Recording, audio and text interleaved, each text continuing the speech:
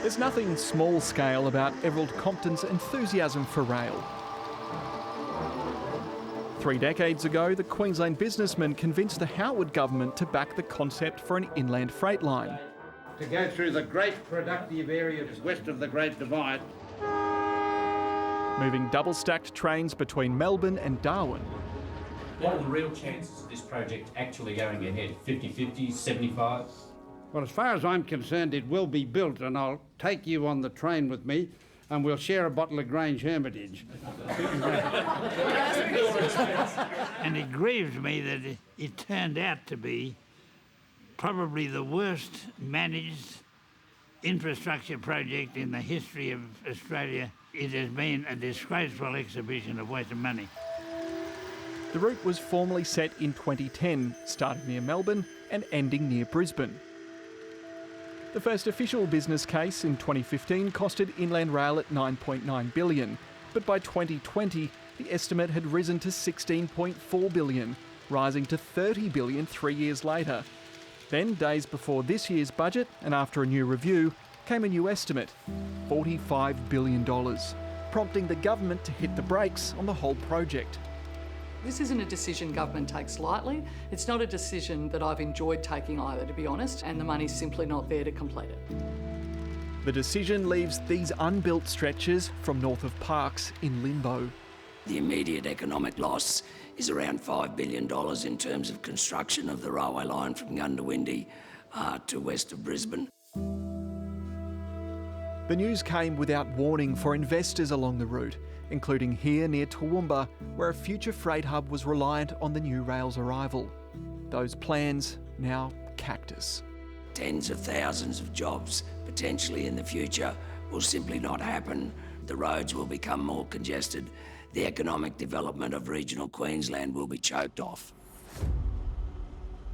We've had droughts, we've had floods, we've had mouse plagues, and in amongst all of that, we've constantly, for the last 10 years, had these ups and downs of the train.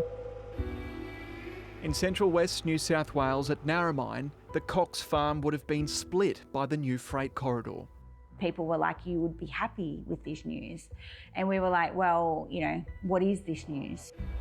Despite construction halting, they've been told some of their land will still be acquired in case a future government finds funds for the project.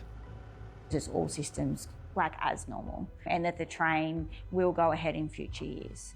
So what that looks like for us has become even murkier waters.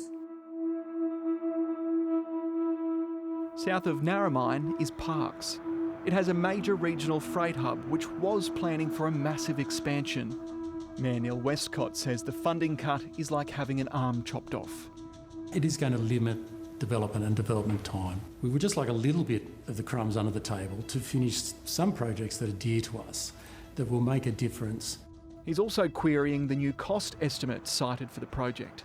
I think on the $45 billion I'd be getting a second opinion. It's sort of like a Dr. Evil thing from Austin Powers, you know, say a big number, $45 billion, and everybody will believe it. We've had Inland Rail go through line by line, figure by figure, kilometre by kilometre to look at the costs of Inland Rail, and then we've had independent actuarial assurance done. So if anyone's saying that we've somehow made these figures up, I'm really concerned about that. Back in 2018, Inland Rail became the pet project of then Nationals leader and Deputy PM Barnaby Joyce. But when Labor was voted in 2022, it hired independent expert Dr. Kerry Schott to review the project. She concluded that its directors didn't have the skill set to manage the job, casting blame on Mr. Joyce and other coalition ministers for not paying attention. This project will be used by project managers, by courses in years to come as how not to do infrastructure. It is the worst project in the country, and frankly, Barnaby Joyce is responsible for it. I watched it very closely, and I used to try and push them. I said, you know, start laying steel, get into it. No, there was never any. I was never ever aware of a substantive concern.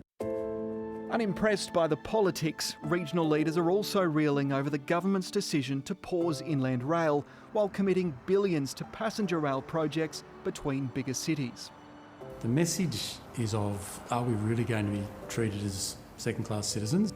You know, whether it's Newcastle to Sydney or Sydney to Canberra, all of which would be wonderful, but the quick talk about them off the back of saying, no, we can't afford to finish a project that is already underway, I think stops most regional people in their tracks as to, well, what do we really mean to you? The first thing I would say is that not a single dollar of the taxpayer debt owed by Inland Rail has gone on any metropolitan projects at all, not a single dollar. And what we've done is then put almost $2.8 billion into the existing rail freight network, which is in regional and rural Australia. But what faith do you put in the next announcement?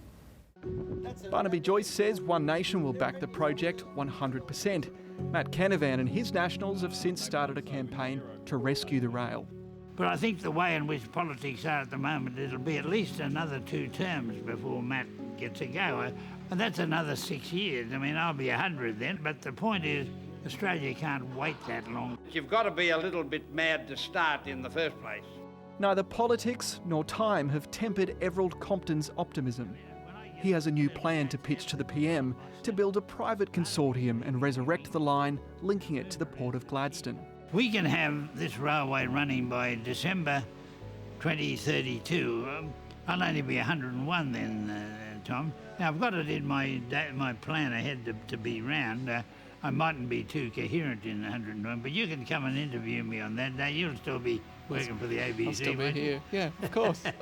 And I look forward to seeing you. Me too.